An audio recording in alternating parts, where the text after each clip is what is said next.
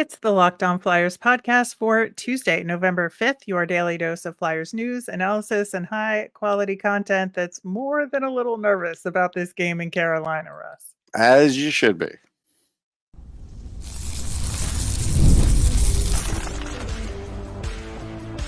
You're Locked On Flyers, your daily podcast on the Philadelphia Flyers. Part of the Locked On Podcast Network. Your team every day.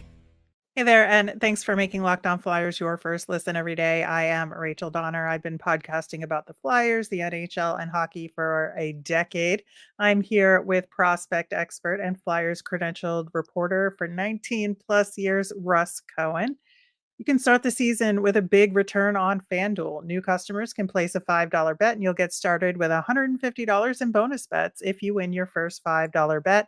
Visit fanduel.com to get started. To keep up with our latest info and Flyers news, you can find us at Locked On Flyers on Instagram, Threads, Blue Sky, and Twitter. And of course, here on the Locked On Podcast Network, your team every day. Russ, it's going to be a tough road trip for the Flyers. I'm glad we're getting to talk about the Phantoms today. It is Phantoms Tuesday. We'll get to that and maybe an intriguing option for the Flyers related to that. But looking at the Flyers and their practice yesterday, there's definitely some shenanigans going on several fronts here, starting with some of the line changes and things that they're trying to do to jumpstart this offense. And they put Forster back up with Couturier and Mitchkov, and then kept Konechny on his good side with Frost and Tippett.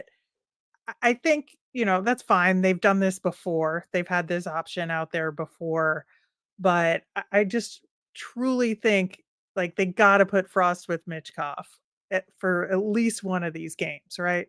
I would think so. I mean, this just is not helpful for Mitchkov. I mean, again, just keep switching it around. It's already he hasn't scored in 4 games, and you're putting more of a defensive burden on him now. And now, granted, it's almost an admission. It's like, okay, he's not scoring, so now I'll put him back on his natural wing, but I'm going to mix up your line mates. I mean, what does that do? Yeah, I'm not sure what it does, but I guess we'll find out, at Right. least for this first game against Carolina. There's also a mysterious skater situation at practice. Several people reporting that there was somebody skating on the other ice that the media was not allowed to see, which is just weird, right? I mean, look, I'll give you, if I was a conspiracy person, and I'm not, I would say Ryan Ellis. Why haven't they put him on LTIR? Mm. I mean, this is what they No. lead you to do, because when this happens. Yeah, I mean, obviously the default idea would be that it's Cam York and they're just trying to see where he's at in his recovery, Then but why hide Cam York? There's no reason to hide him. yeah, I know. Well, that's what's interesting. So Ryan Ellis or Johansson would be the Well, craziest the only one. reason I say Johansson, no, because they got rid of his contract. But Yeah, Ellis, that's true. for Yeah. some reason, they never moved him to LTIR. So there must be a reason. Hmm. Yeah. Yeah. Love to stir that pot a little bit if we can. In the meantime, we are facing the Carolina Hurricanes tonight, and they are on a 6-game win streak, 8-2 in their last 10. They are top of the Metro in points percentage. I think they're a point below, but they've got some games in hand here. Suffice it to say, this is a very good team right now, right, Russ?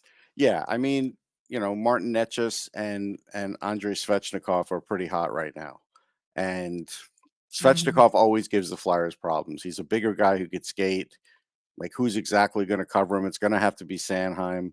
And you see how that matchup works. But then you have Netchus, who is tremendously skilled. Not to mention other guys. There's plenty of other guys like Seth Jarvis and such. But these two are just running hot right now.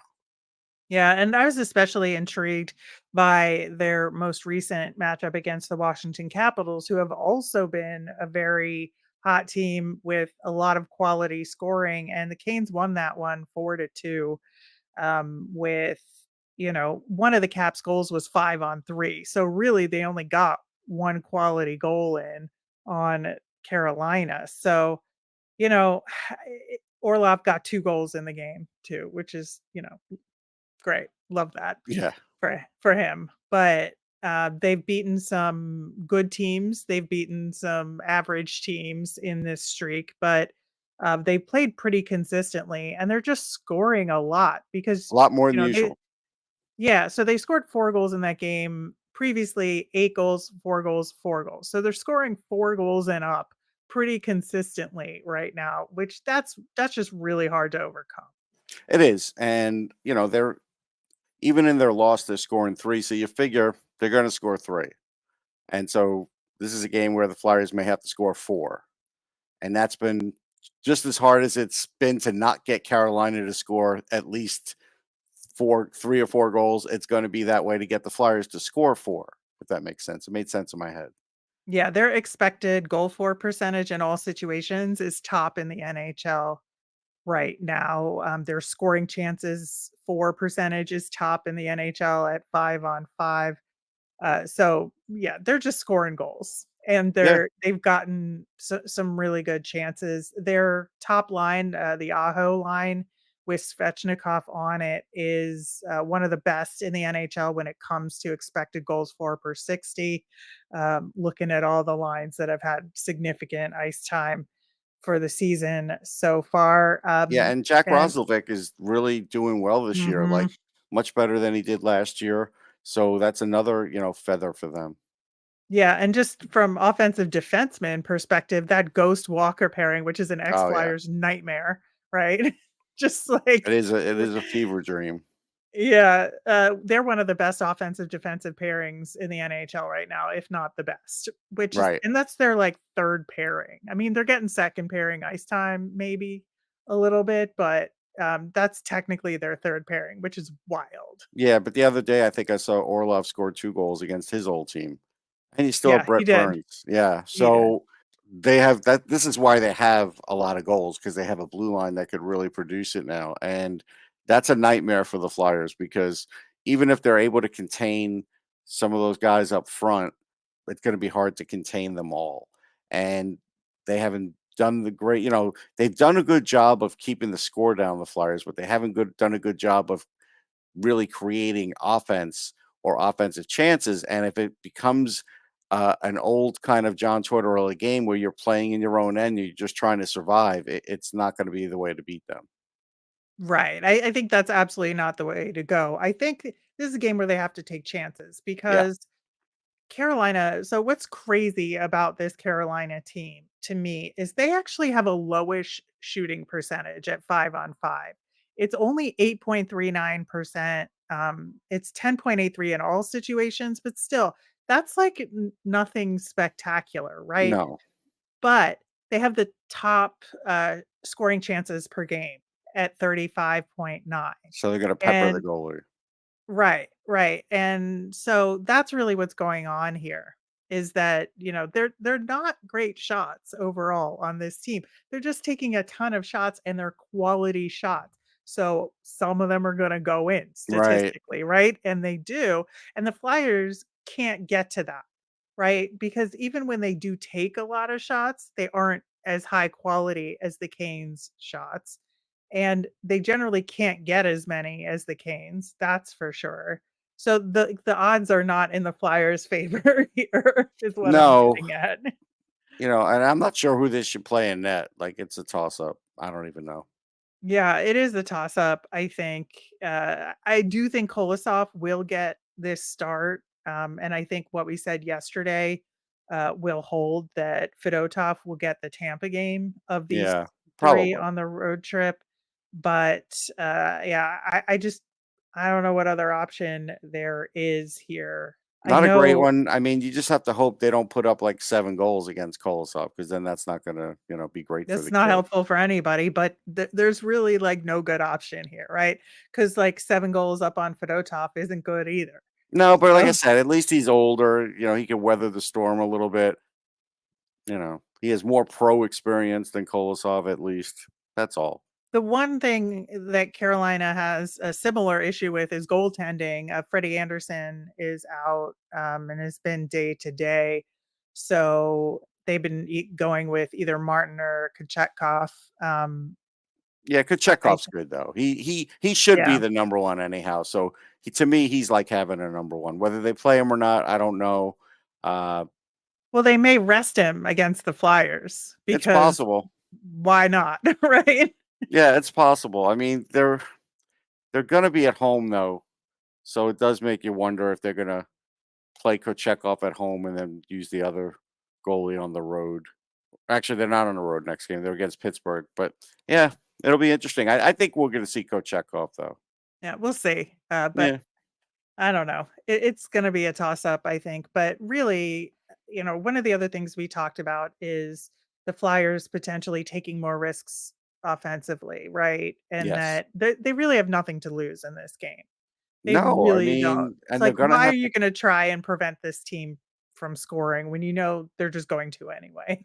I mean, right. I mean, the only thing you could do against a team like this is try and get the puck more and hold Mhm. on to it more. But we don't see the Flyers cycle ever. None of their lines do. And this would be a good time to try and actually hold some puck possession in your end to try and get things not only, to get some chances, but to keep them away from the puck. Wouldn't be a Right. And bad get idea. multiple chances Right. on a Which is on a something they rush. don't do either. Yep, I think all of that is going to be key for the Flyers here. It's going to be a tough mountain to climb, Yep. but hopefully they can get it done in Carolina. In the meantime, the Lehigh Valley Phantoms had a very successful week and got two victories and some really good performances from several players. We are going to get into everything going on in Lehigh Valley coming up next. We're driven by the search for better, but when it comes to hiring, the best way to search for a candidate isn't to search at all. Don't search, match with Indeed. Indeed is your matching and hiring platform with over 350 million global monthly visitors, according to Indeed data, and a matching engine that helps you find quality candidates fast.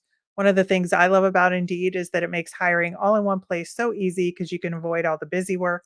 I use Indeed for scheduling, screening, and messaging so you can connect with candidates faster. And Indeed doesn't just help you hire faster.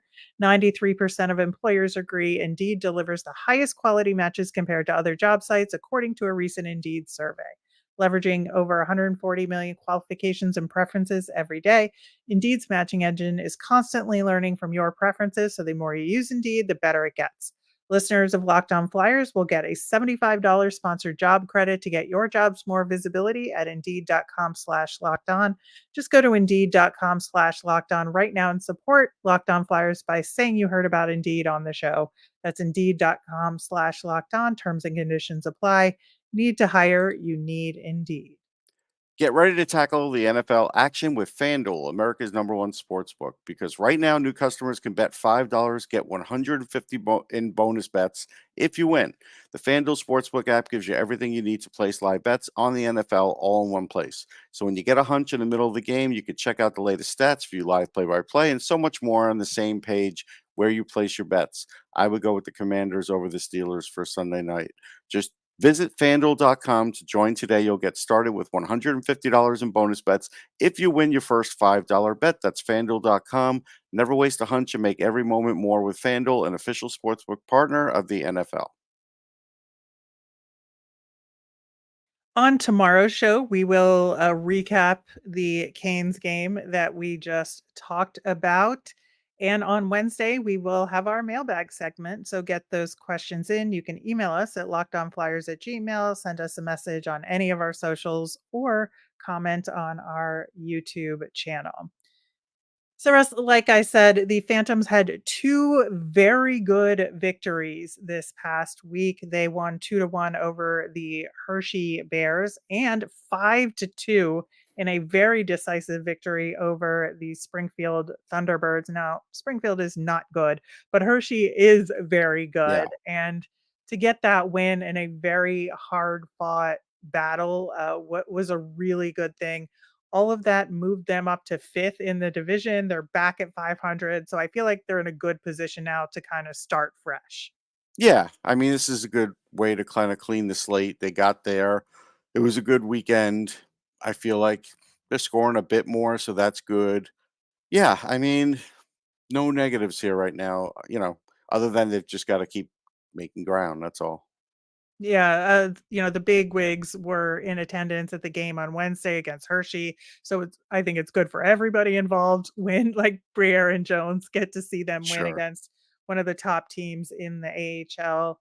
Right now, there's like no real changes to the injury list. Rizzo is still out, but we did learn that it was due to an appendectomy and the Yeah, recovery is taking a little bit longer. So that's kind of a bummer that it he's is. not going to get in the lineup anytime soon. But, there's a few people banged out. Cooper Marody is still not available.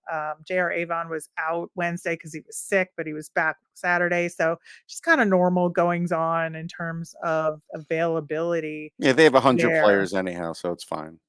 Yeah, they do. They do. One of the interesting things is that on the Wednesday game during the broadcast, Riley Armstrong was interviewed, and he is the director of player development, right? And so, a very important person to hear from. And he was extremely candid, I thought, and had some really interesting things to say. And that kind of echoed what we have been saying Hmm. to a large degree. So Yeah, it felt like good that our impression was similar to what the team does. That the defense is better than the forwards right now, which we know, yeah. right in Lehigh Valley.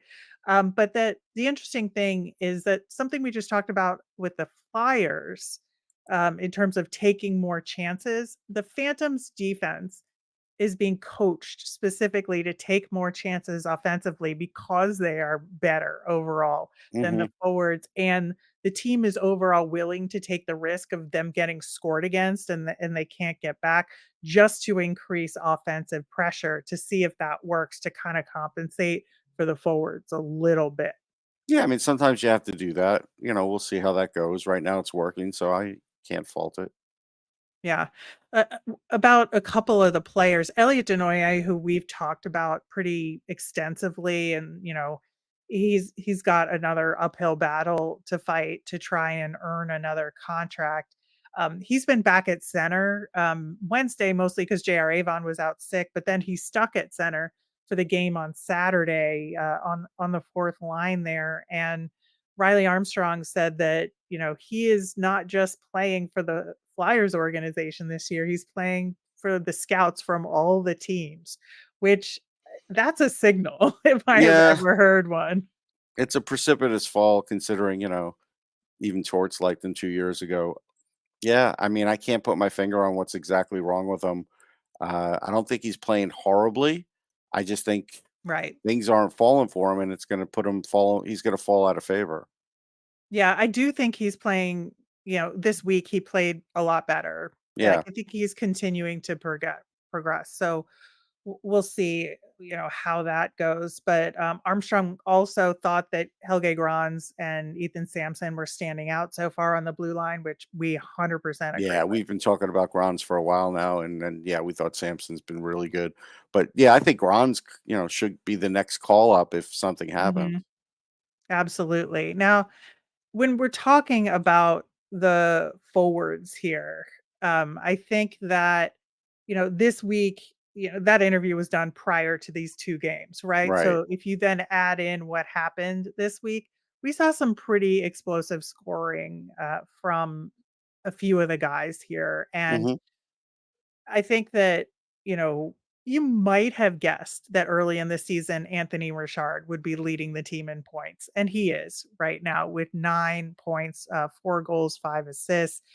Jacob Gaucher had a hat trick this weekend. So he's got 8 points, tied with Samu Tuomaala, 8 points as well. But those three are really the main scorers so far this season. And so it's really good to, I think, because you have three different kinds of Phantoms players here, right? Yeah. You have Anthony Richard, who's older and brought in as like a stabilizing force and a leader for the Phantoms, who's also could be a call up.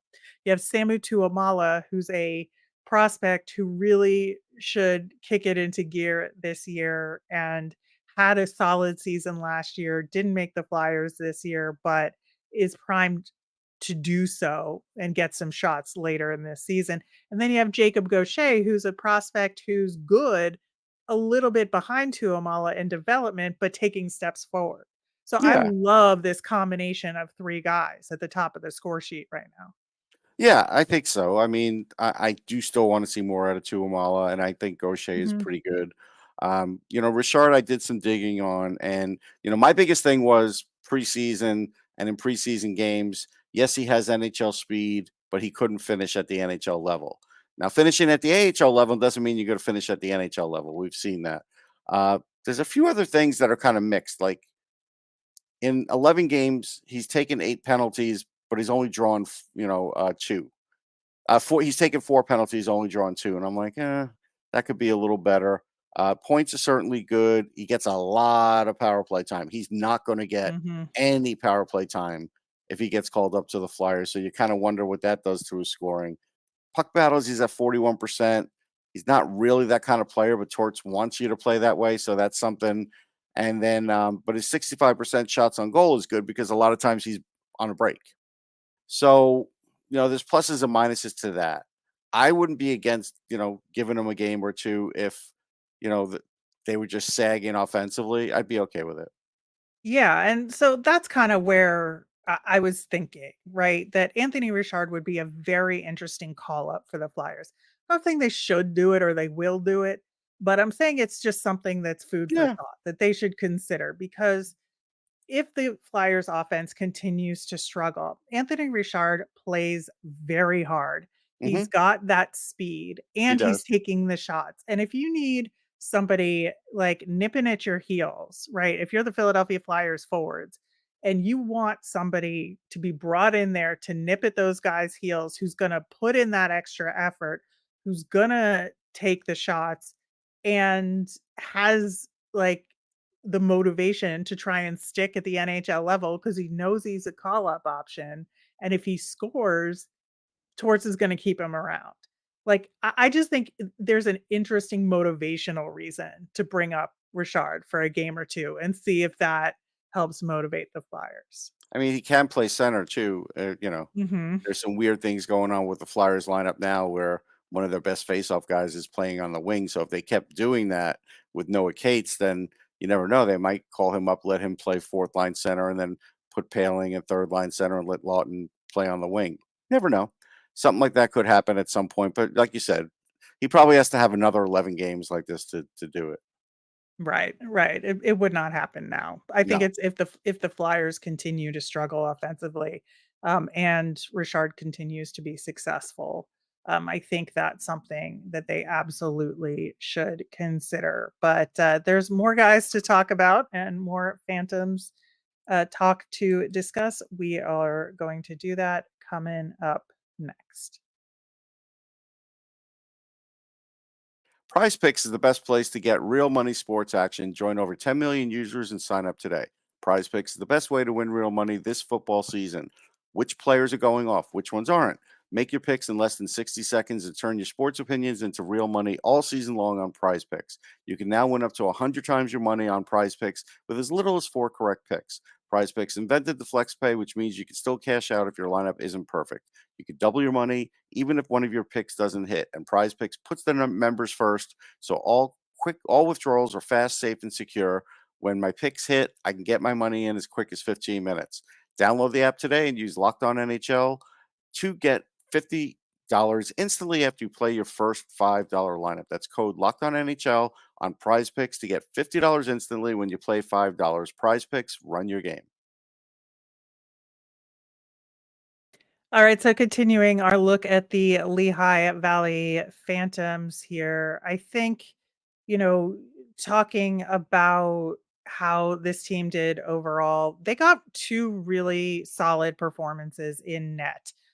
Cal Peterson played in the Hershey game and obviously, held them to one goal, which is pretty tremendous. I thought he made Yeah, some that's good. quality saves. And then Makaniemi played in the other game and looked pretty good.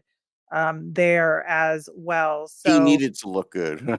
yeah, yeah, I think, with everything going on with the Flyers goaltending, to know that at least the Phantoms aren't twisting in the wind is Right. important. I'm not suggesting you call either of those guys Well, I up, don't think they can call up but Peterson just because of the cap, but, right, McInerney, you never know at some point. Who knows? right, right, Mid-season or but something.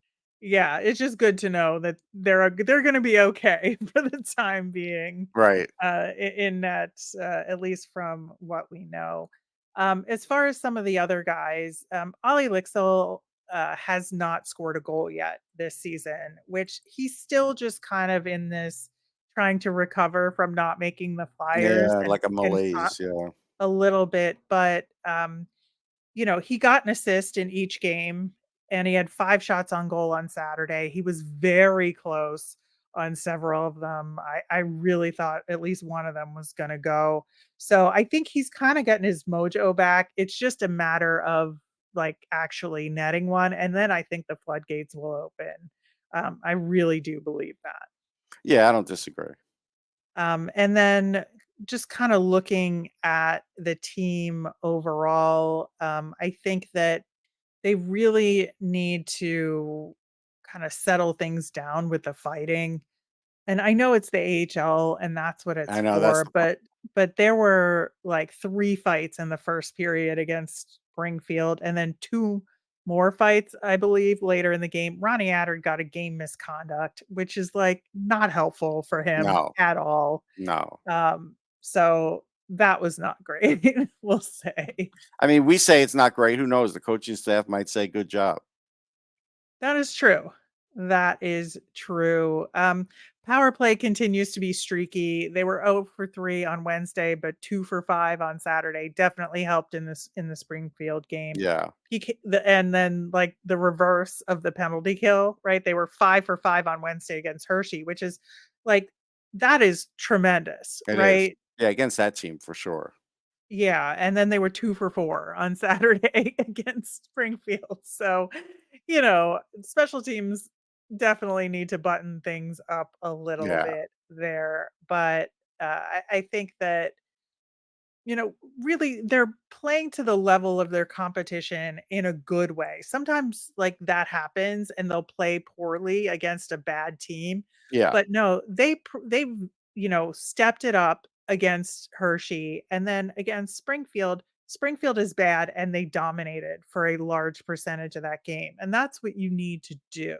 You can't be like matching the level in a bad way and playing right. poorly against a team like Springfield. But and because they had the time and space, you could see the choice to allow the defenseman to step up a little bit more in play execution, like especially on the power play. Like the defensemen were all net front on the Yeah, power play, and that's why they were able to, be a little bit successful on Saturday. So, it really helped.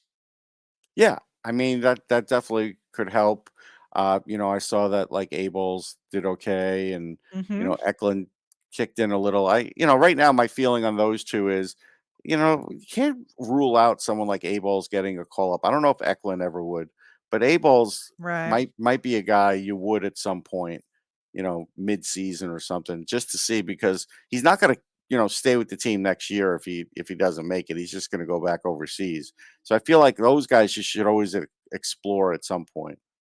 Right, and Abels was out of the lineup on Saturday, and they moved Jacob Gaucher up to that top line spot, and, just as a reward because Gaucher has been playing so Maybe he had a well. cold or something. Yeah, maybe. I don't know, what Just the seems like they reasoning wouldn't put was Gaucher there. one, as a one just for the heck of it. Well, it's because 'cause he's been playing well, No, I get it, but like, there's more to being a 1C than just, scoring. but I do think that, there's something there. We'll see how Yeah. he does, and if he continues, like, I don't know that he'll continue at a point per game pace No, I where mean, I he's don't know at about now. that. But I do think that, he had an incredible sharp angle goal, against Hershey that was the game-winning goal, and, like, if you can have that kind of vision, He like, has a it's really good impressive. shot. It's the other parts of his game that I felt like needed Mm. work, really good work. But no, he has a good shot. We saw that in camp and preseason for sure. Yeah. Well, there'll be 3 opportunities this week to take a look at the Phantoms and see if anybody else in the lineup will step it up a little bit. On Wednesday, they are at Wilkes-Barre Scranton. Friday, the Baby Pens come to visit the Phantoms. And then on Saturday, Utica visits. And Utica is one of the most tragic teams in the AHL right now. Like, they are just awful. So there should be Yeah. some really good You would opportunities hope. there. You would hope there should be points coming out of this. Yeah. Yeah. So they should at least be able to split with Wilkes-Barre Scranton and then win that game at Utica. But Yeah. Yeah.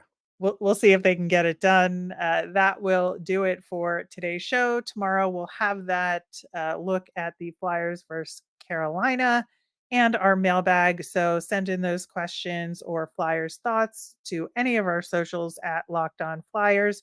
You can email us at lockedonflyers@gmail or comment on our YouTube channel. I'm Rachel. I'm on Twitter and Blue Sky at R Miriam. That's RMIRIAM. I'm Russ. I'm at Sportsology, SPORTSOLOGY. Thanks for making Locked On Flyers your first listen. For your second listen, find Locked On Fantasy Hockey. Become a fantasy hockey expert and get the edge over your league mates with daily tips from Steal and Flip. Find Locked On Fantasy Hockey on YouTube or wherever you listen to podcasts. Have a great day, everyone.